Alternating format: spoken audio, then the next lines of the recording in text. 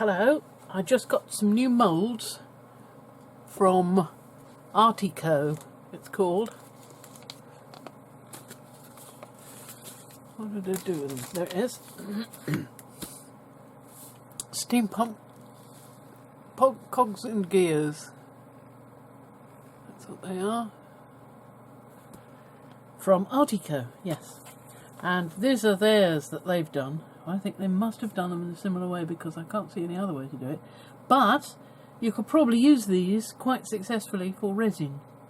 Although I'm inclined to mix too much resin when I make resin because the dang stuff says put so many measures of this in there.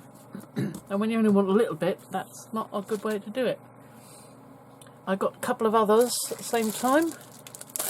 This one, clock and compass faces, and some clock hands, and this one as well, cogs and gears.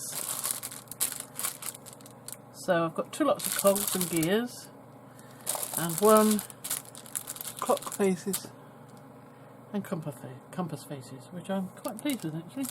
So the next thing is to show you how we did it.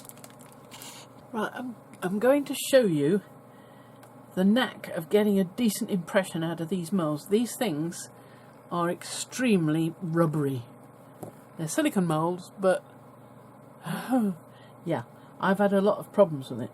I'm using Super Sculpey Beige as my clay of choice because I find it gives nice detail. Only it wasn't in these impressions. I mean, this is one that I've got out of this one and it's crap. So I'm going to redo that one and I'll show you how I'm doing it with this one.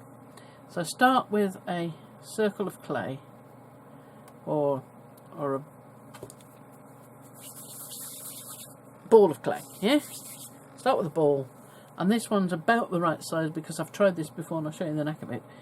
You push it in till it's pretty much in the right places, but you see that this side is not flat, this surface. We can solve that in just a moment. Now it's in, turn it over, takes a bit more doing with the bigger ones, and then push to make sure you've got the impression right. Now what you can do is use a roller. Don't roll too much, but roll a bit, trying to keep the mould in the same place at the same time because you want the impression not to be distorted. This may be distorted and I'll show you what to do. Okay, so I'm ready. Lift it up. Not bad. You will see that there are some bits around the edges that have flown out, flooded out, you know, been pushed out. I just nip those off.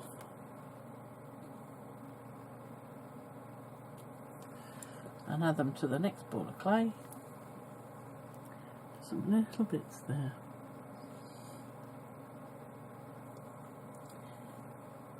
If it's distorted when it comes out and you nip off the bits first, then excuse me, fold it over and over, trying to avoid any bubbles, turn it back into a ball of clay and put it back in and try again.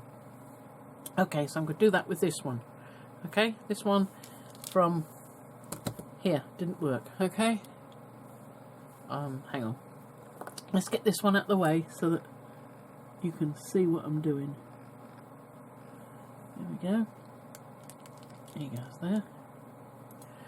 I've only got a couple more to do now. That one and that one. That one and that one. I've got to do that.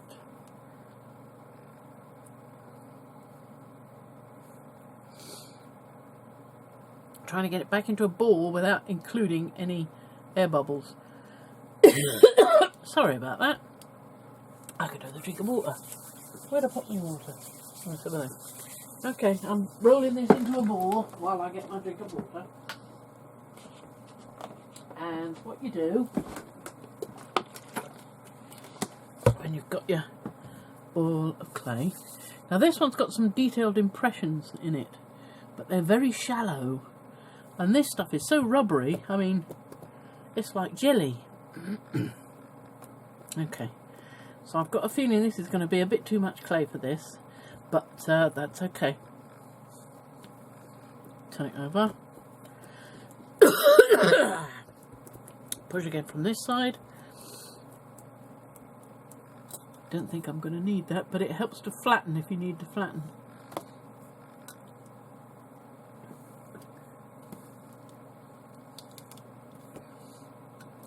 Pretty good actually.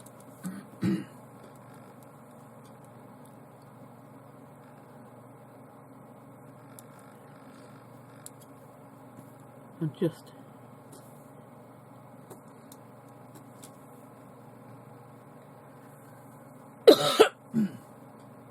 keep away all those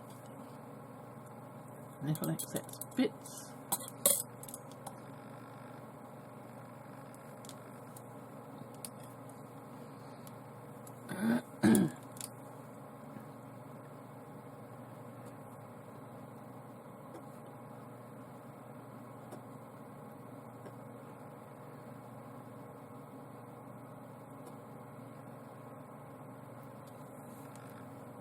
There we go. And I've got one more bit of clay there. I'm going to need a bit more actually, it's not quite enough. Yes, one more to do.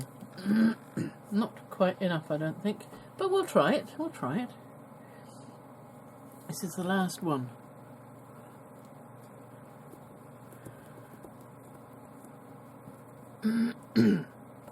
Might just make it.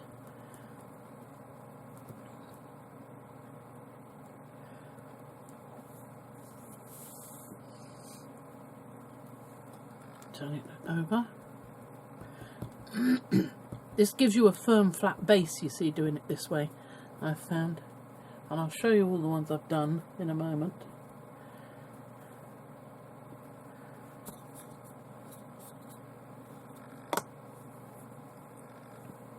Lovely.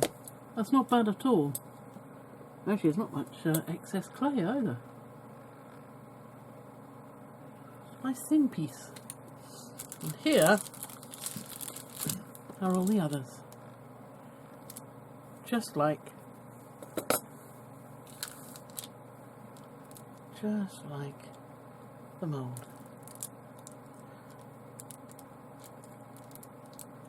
I'm quite pleased with that because it took quite a bit of effort figuring that out. I was just pushing it in.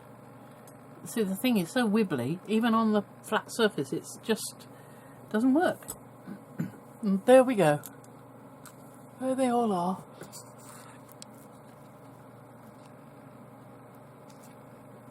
See, and now all I've got to do is bake them all. I shall put them on a sheet of card, on a ceramic tile, so they'll be nice and flat.